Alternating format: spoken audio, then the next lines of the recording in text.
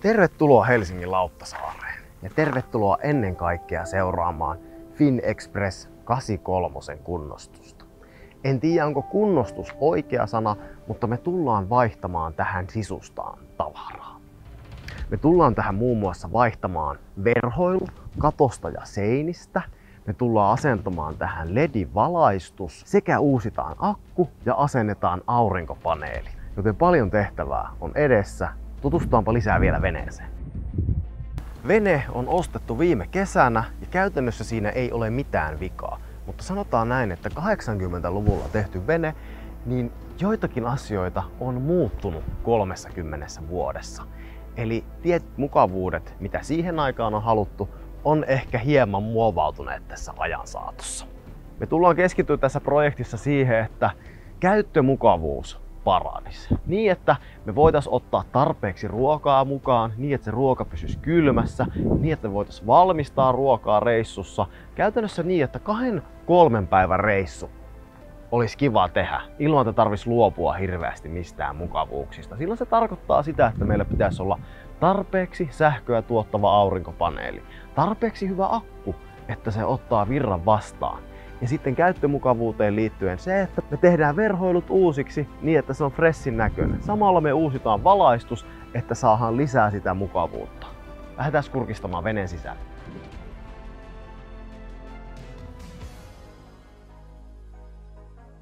Venehän on siis 1984 vuoden FinExpress 83, eli varsin nuori neito kyseessä.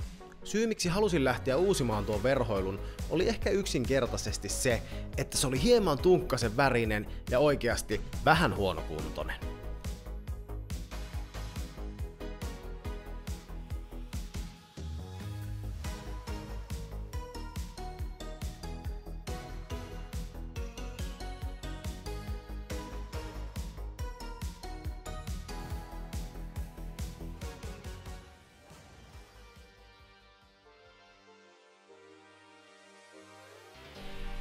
Työkaluiksi valitsin sakset, lastan, kynän, mattoveitsen, hiomapaperia, teippiä, liimaa, puukko.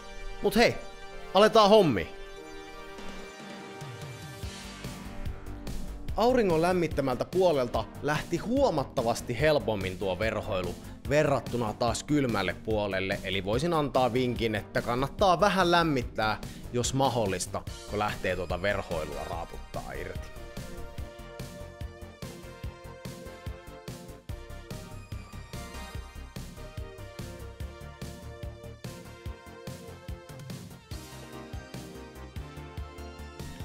Seiniin ja kattoon käytetään Pelon Marina verhoilumateriaalia, joka on kehitetty yhdessä suomalaisten venevalmistajien kanssa. Sen käsittely ja leikkaaminen on helppoa, tottelee mukavasti mattoveitseä ja sekä ihan normaalia saksia. Liimana me käytettiin Bostickia, joka on kontaktiliima, joka tarkoittaa sitä, että liimaa laitetaan molemmille puolille, huolellinen puhdistus molempiin pintoihin sekä tarvittaessa myös hionta. Huomattiin aika nopeasti, että noin litran per neliö piti tätä liimaa laittaa, eli siis käytännössä niin paljon kuin sitä vaan ikinä menee.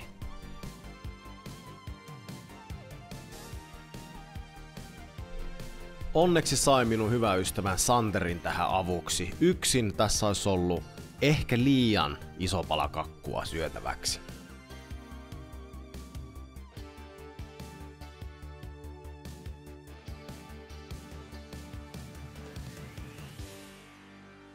Sitten saatiinkin keulapiikki jo valmiiksi verhoiluosalta, sitten vaan saumojen yli teippaukset.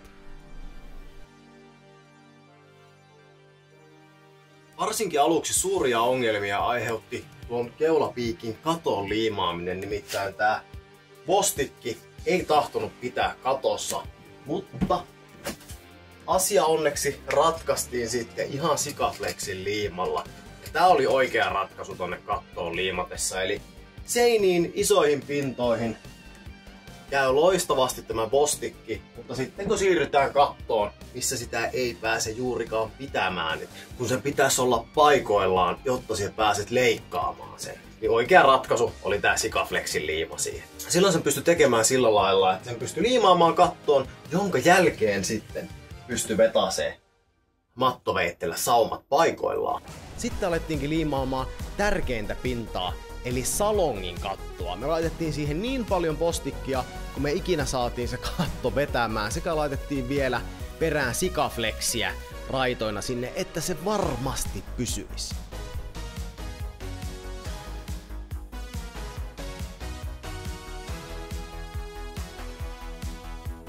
Ikävä kyllä, tämä kombo ei pitänyt tarpeeksi. Onneksi olin kuitenkin ostanut niittipyssyn varalta ja tällä me saatiin väliaikaisesti kiinnitettyä tuo verhoilu. Tuommoinen iso verhoilukangas, kun se on täynnä liimaa, niin se on vähän niinku vaan pakko saada sinne seinään ja kattoo. Siinä ei ole mitään muita mahdollisuuksia.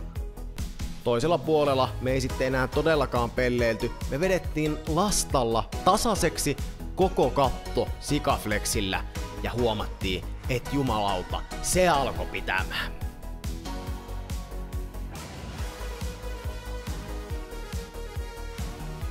Sitten tulikin välissä aika laskea venevesille.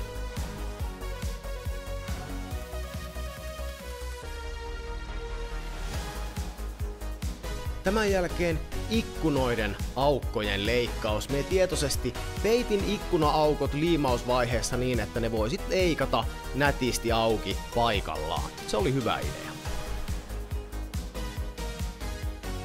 Siihen kevyt hionta ja teippaus sitten saumojen päälle.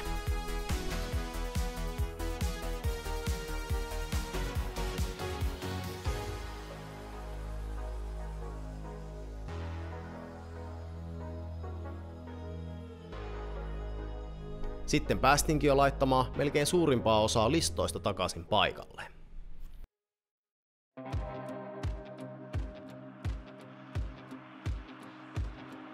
Tämä video on tehty yhteistyössä Veneilijän verkkokaupan kanssa ja he ovat olleet kullan arvoinen apu tässä projektissa. Me laitan tuohon alle vielä kaikki tuotteet, mitä me ollaan heiltä käytetty tässä projektissa. Veneilijän verkkokauppahan siis löytyy Helsingin Lauttasaaresta sekä Herttoniemestä ja nimensä mukaisesti myös sitten verkosta osoitteesta veneilijänverkkokauppa.fi. Sitten oli aika siirtyä sähköhommiin. Tähän mie tarvin vähän kaveria. Simo oli mulla tuossa, hän on sähköinsinööri ja sitten mulla oli vielä myöhemmin yksi sähköasentajakin kaverina. Siitä on tulossa erikseen oma video, ei keskitytä liikaa siihen tässä videossa. Hei, opettelin myös itse kolvaa. Tärkeä tieto.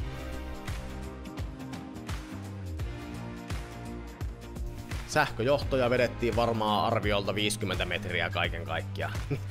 Sitä menee yllättävän paljon tuonkin kokoiseen veneeseen. Mut hei, ensimmäinen valo saatiin pelaamaan.